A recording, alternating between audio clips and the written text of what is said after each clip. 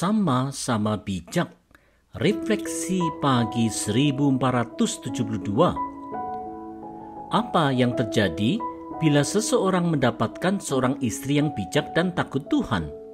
Mari simak Amsal 18 ayat 22. Orang yang mendapat istri mendapat keuntungan. Istri adalah karunia dari Tuhan. Saudara-saudara, Raja Salomo menggambarkan di Amsal 31 tentang seorang istri yang bijak dan takut akan Tuhan.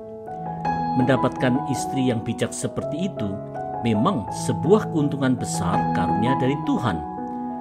Hanya saja, seperti kisah di 1 Samuel 25, seorang suami yang bebal seperti Nabal tidak bisa menghargai karunia Tuhan yang memberikan istri yang bijak seperti Abigail.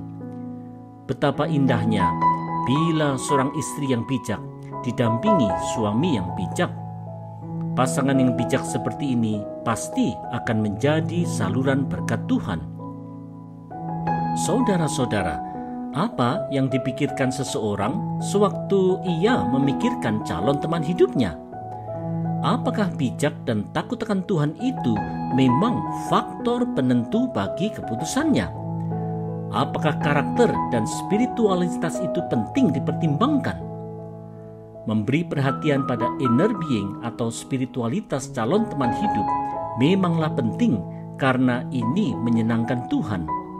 Hanya saja sayangnya hal ini sering terlupakan. Oleh sebab itu, bagi Anda yang sedang mencari pasangan, tempalah dirimu untuk belajar menjadi bijak di dalam takut akan Tuhan. Jadikan dirimu calon yang bijak bagi calon pasanganmu. Seorang wanita yang bijak akan memerlukan pria yang bijak untuk menjadi pasangan yang bijak. Sukacita dan karunia Tuhan pasti melimpahimu.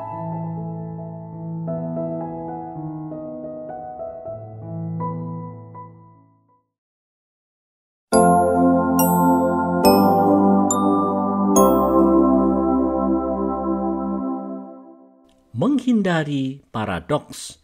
Refleksi pagi 1473.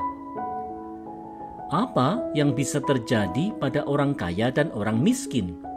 Mari lihat Amsal 18 ayat 23.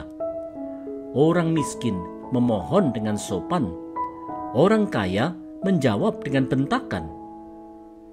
Saudara-saudara, di zaman dulu orang kaya seharusnya lebih terdidik dalam tata krama dan diharapkan berperilaku patut. Sebaliknya, orang miskin biasanya kurang terdidik sehingga mereka lebih berperilaku kasar. Tetapi yang sebaliknya terjadi, di mana orang kaya justru berperilaku kasar, sedangkan orang miskin justru berperilaku sopan.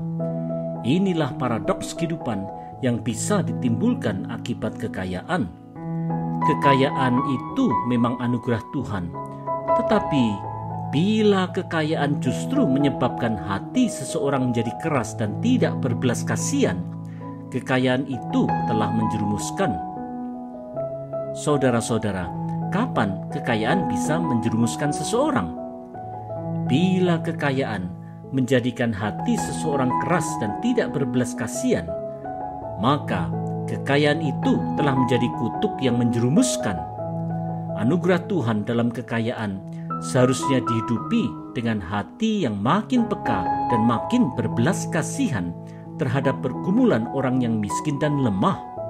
Sikap hati seperti itu tentu berkenan di hati Tuhan karena kekayaan telah digunakan untuk menjalankan maksud Tuhan. Peringatan Rasul Paulus di 1 Timotius 6 ayat 17 dan 18 patutlah dicamkan bagi setiap orang kaya, supaya orang kaya tidaklah tinggi hati dan tidak berharap pada kekayaan. Orang kaya juga harus berbuat baik, menjadi kaya dalam kebajikan, serta suka memberi. Mari taati.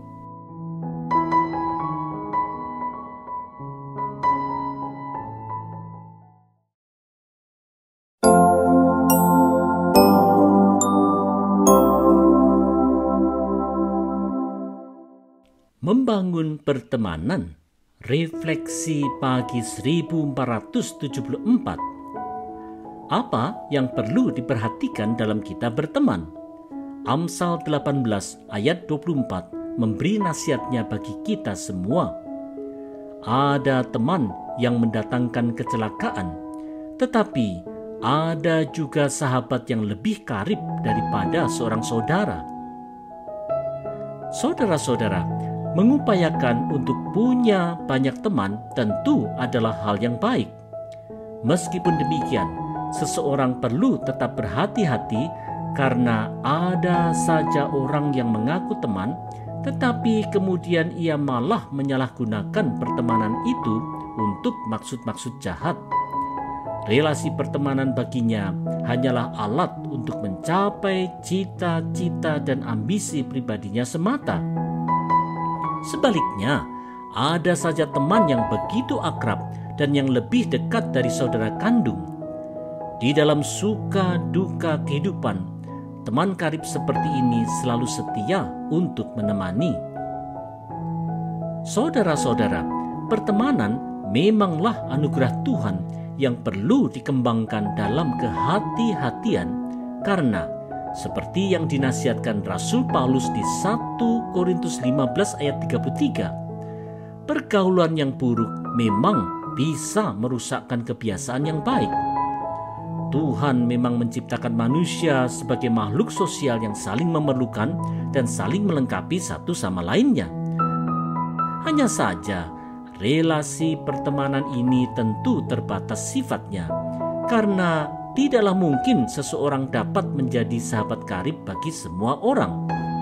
Oleh sebab itu, marilah kita belajar untuk berhikmat dalam memilih teman. Janganlah relasi pertemanan yang kita bangun itu justru menjerumuskan kita untuk makin menjauhi Tuhan. Marilah kita memuliakan Tuhan melalui pertemanan kita.